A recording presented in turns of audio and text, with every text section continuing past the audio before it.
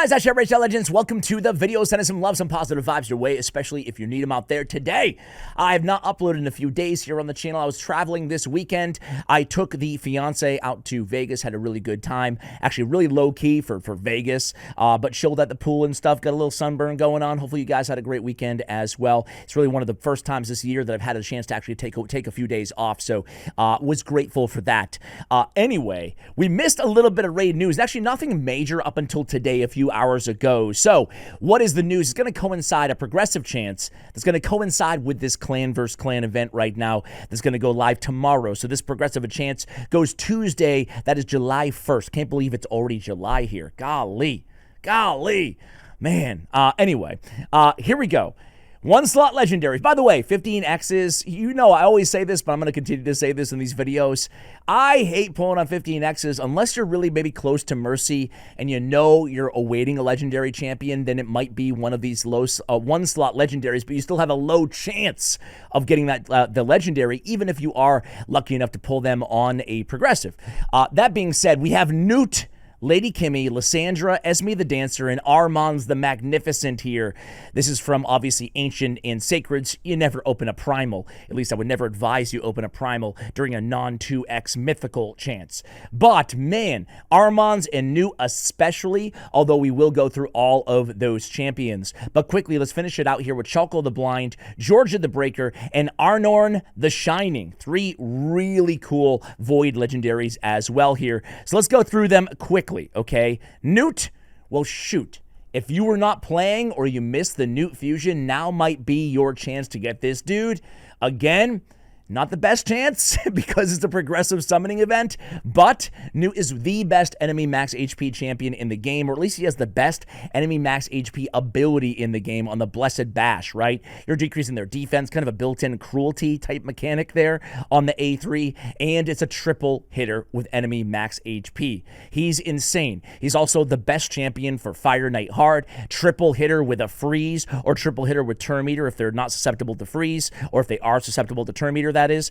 And then a solid AoE with a counterattack, thus more A1s. Just an overall insane champion. Also brings a decreased defense and a weaken. This is all a 3-turn cooldown. There's a lot to love about his kit. Newt is just one of the best boss killers in all of Raid right there, right? Of course, Armanz, right? Armanz is arguably the best, or top 5 certainly, overall PvP champions in the game. He's even very useful outside of PvP and wave control, primarily an AoE stun where he's stealing their turn meter, a sheep that cannot be blocked, buff removal on all enemies. He's filling his turn meter on his A3, he's filling his turn meter on his A1, he's increasing random cooldowns of active skills on his A1, what?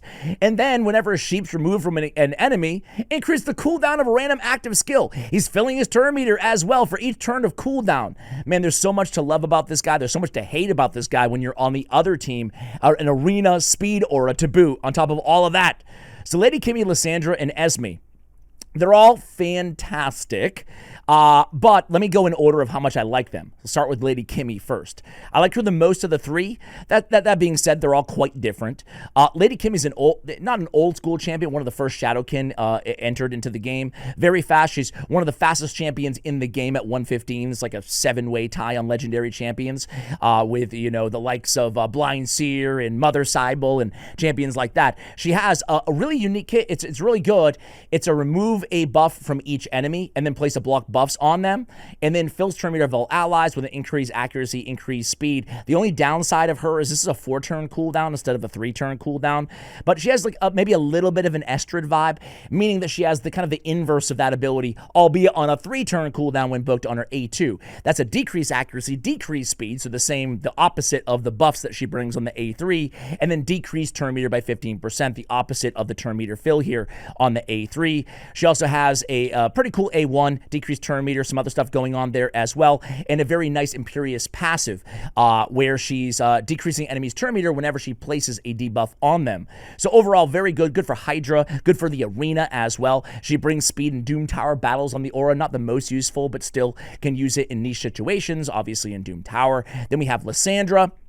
Lysandra is still kind of the old school, but still arguably the queen of speed. She has exhaustion, which fully depletes target's turn meter. That's fantastic, especially against like Dark Fae or bosses who are susceptible to turn meter decrease. Same thing, energize. She's actually one of my favorite Dark Fae champions out there because you lead in with the increased speed, decreased turn meter of all the mirrored versions of your own champions, and then you can exhaust on the boss later, right? So she brings some elite level of turn meter control, speed in all battles on the aura. This energize is one of, if not the best, just turn meter manipulators out there in the game because you get the increased speed and the 30% increased defense, increased decreased turn meter, increased defense. What are you talking about, Ash? So very, very good. She's very fast too, 110 speed. Okay, next up is going to be Esme. Esme was a previous fusion. I don't hate Esme, but I do personally feel like maybe a little bit of a step down from Esme compared to the other two. However, she's good too. I think she's underrated. She's fast at 113 speed. She's got speed in all battles on the aura. I love her A1, increased attack on all allies for 1 turn. Big version, of course. An AoE weaken and a block buffs. Very good for Hydra on the A2 ability, She's a companion champion with Moto the Pearl, but I'm not going to read all that stuff to you guys. She brings increased speed and increased accuracy, albeit on a 4-turn cooldown, kind of like Lady Kimmy. We really wish it was a 3-turn cooldown when booked, but still a pretty robust kit. One thing I do like about her is her passive, though, specifically the active effect. Whenever the champion is hit, increases the turn meter of the ally with the highest attack by 50%. That's really good. She's constantly boosting your biggest damage dealer. And to me, this is one of the most underrated and one of the key parts of her kit that really helps, get more damage, maximize the damage on your team, especially in longer battles. So Esme's not bad at all. Okay, Chalco, Jorjid, and Arnorn. Oh, man. Some goodies here. Chalco, man, he's a cool little fella. Right? Very good in Faction Wars 2.0 and wave control. Very good in the arena. He's got a block passive skills, decreased defense, but then a buff spread mechanic. On his A3, he's going in with the increased accuracy and decreasing the duration of all enemy buffs by 2 turns, then plays a decreased speed. He is susceptible to polymorph, of course. The cool thing about him is his passive. He's immune to CC, so a very good anti-Armons. What's more is, whenever an enemy tries to place any of those CC debuffs on him, he goes ahead and he instantly activates that inducer panic. He's going to go in there with the block passive skills, decreased defense, and the debuff spread. He hits pretty hard as well. Very, very cool champion. Jorjid is an elite damage dealer. We all know that by now, right? He is one of the hardest hitting A1s out there in the game. Notable because a 30% chance of repeating that attack is good on coolout or lockout situations as well because of how hard his A1 hits. His really claim to fame is crack any shell. 50% chance for this champion to ignore 50% of the target's defense each hit. So again, this could be a 2-hitter or it could be a 4-hitter if you get the repeat. So very, very good there. That means with, Helm Smasher or Savage Gear, he has a chance of ignoring 100% defense. He ignores Stone Skin as well as all this stuff. He gets an extra turn if you kill an enemy. He has an AoE that hits very hard, that cannot be resisted, of decreased target's turn meters by 30%. So he brings a lot more than just damage to the table, primarily damage, but he brings a little bit more in terms of control. He has those extra turns. A lot to love about Jorjid, obviously. And the last was Arnorn. Oh, man. Arnorn's also one of my personally most wanted arena nukers. This guy's so annoying to go against. He's so strong. Basically, it comes down to this, right? He prevents his champion's death and keeps him alive at 1 HP when hit by a fatal hit. This dude, right? So he's going to die. Boom. 1 HP. And then he gets Stone Skin on him, right? Then he instantly activates the A3 ability, right? Increases champion's attack by 5% for each active buff on this enemy team. So he's a champion that actually nukes harder when the enemy team is all buffed up, which is very rare in this game, obviously, right? So going against tanky teams is his specialty. Then that ability that instantly activates, it's an AoE that ignores increased defense, strengthen, and shields. If the attack kills at least one enemy, decreases the turn meter of all enemies by 50%, can't be resisted. Ooh, it's so strong. Such a strong. And it doesn't put it on cooldown, right? So a very, very, very good nuker here in the arena specifically. All right. Then on Wednesday, we're going to do another one. We get Admiral Blacktusk. We get Grand Oak Podrick. We get High Keeper Prisma. We get Mad Hatter and Lana Theral, as well as Senna, Cardiel, and Yenseska Grail Bearer. Oof. Let's go with the Voids first this time. Yenseska, Cardiel, and Senna.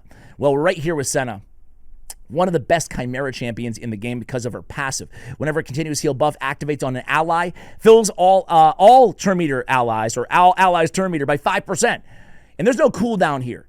This is a nasty, nasty turn meter fill. She brings 2 continuous heals on a 3-turn cooldown with an increased speed and a turn meter boost. She's one of the best turn meter boosters, if not the best in the game. That's how good she is with that passive. She's very good pretty much everywhere. She's also a reviver. The allies will join in to attack whoever killed them. With 50% turn meter, 50% HP, very good.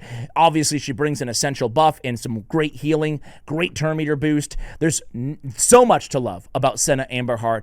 She also even has a speed aura by 19% in all battles. So tremendous reviver support in Senna. We have Yenseska Grailbearer. She's very good as well. She's an AoE decreased defense and weakened champion on 3-turn cooldown that ignores block debuffs, which is pretty cool. She's the only champion that has Poison Cloud as a buff in the game, along with increased speed and continuous heals. You can't land a critical hit on the Poison Cloud, which is fantastic. Fills target's turn meter by 50%. A great way to boost anybody that you need on your team. Not quite as good as obviously an instant turn, but very, very good ability here.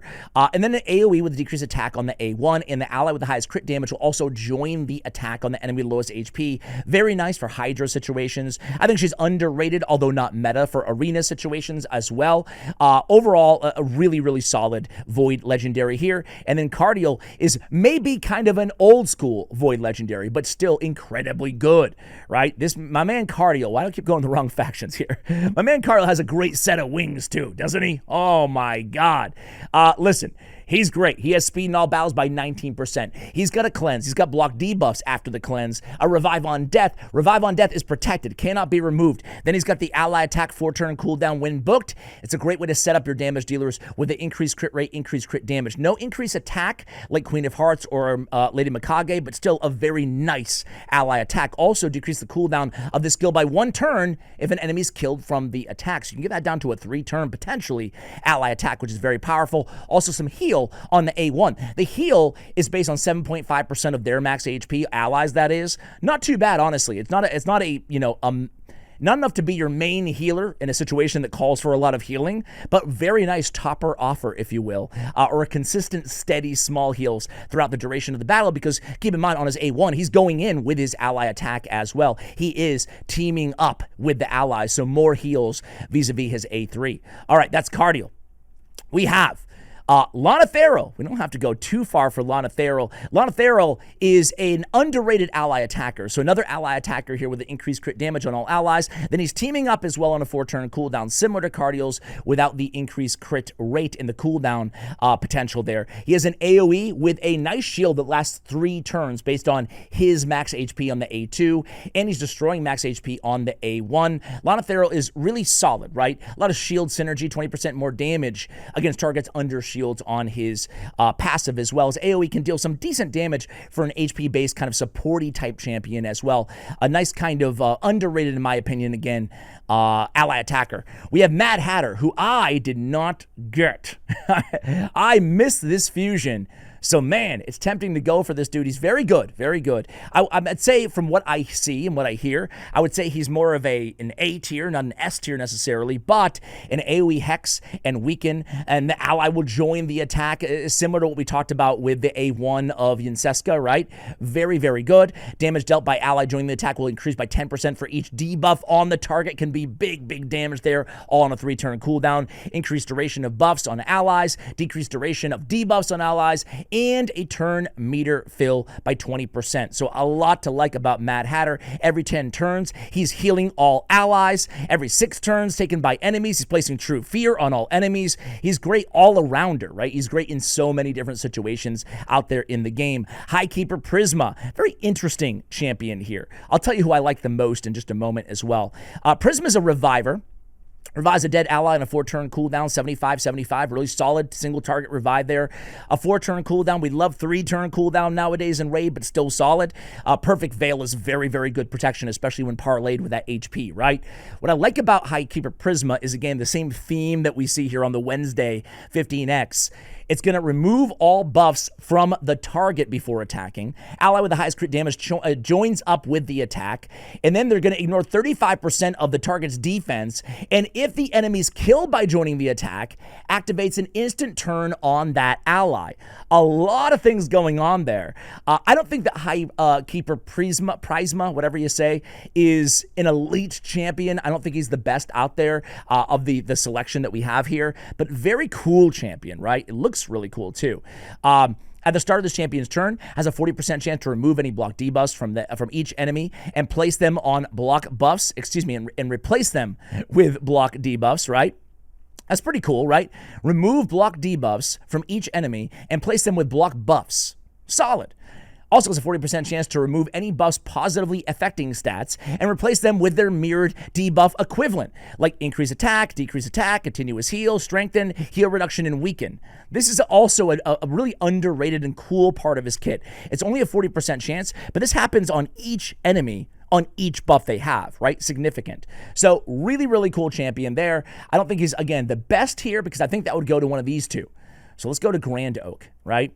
I think Grand Oak might be the best. If I didn't have him and I kind of want, like I didn't specifically need anything on my account, I think that I would go with Grand Oak here. I mean, this dude is just nuts. Just nuts. Everything about him, everything is from his passive to his active skills is insane. At the start of this champion's turn, place a buff on each ally, depending on their type. Basically, everybody gets what they need. Attack, it's increase attack. Defense, increase defense. Support, increase accuracy. HP, a shield. Dude, that happens every turn.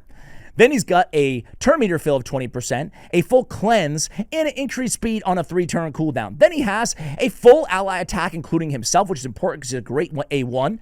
And then fully restores allies destroyed max HP and places a continuous heal on all allies for 2 turns. Man, oh man, oh man. That's nasty.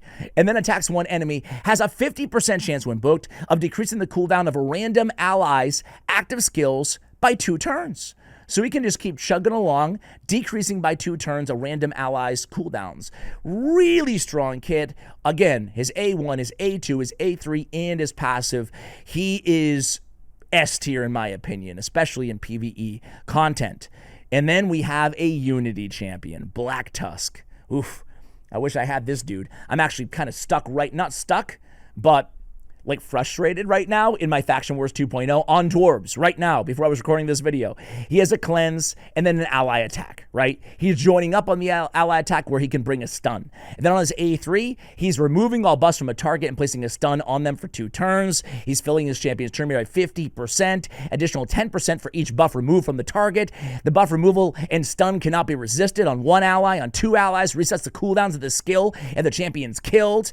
And then when under a stun placed by this champion. And then 3, allies deal double damage to targets under stun placed by this champion. Allies will counterattack whenever they lose 10% or more of their HP from a single skill on his passive. And I'm not going to read it all to you guys, but that just keeps getting better as well. Starting with, at the start of each round, place a stone skin on all allies for 1 turn. This dude's nuts. This dude is nuts, man.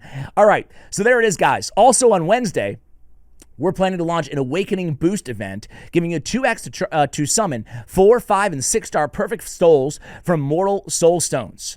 All right, so please note this boost applies to the soul's rank, regardless of rarity, and it will last for 72 hours. All right, so interesting. It's only Mortal Soul Stones. Well, I don't love that. I don't love that. You know why? Because on the last Soulstone event, or whatever the heck it was, deck of whatever the hell, Titan event, I actually used my mortals, but I kept all my immortals and eternals thinking that I was going to wait for a boost on those. But hey, it's good to know there as well for those of you who weren't foolish like yours truly. Guys, we're going to end the news video there. Let me know, are you compelled? Are you enticed? Are you tempted to pull for any of these 15X champions? Will you pull for any of these 15X champions? Let me know in the comments below. Much love, and as always, take care, guys.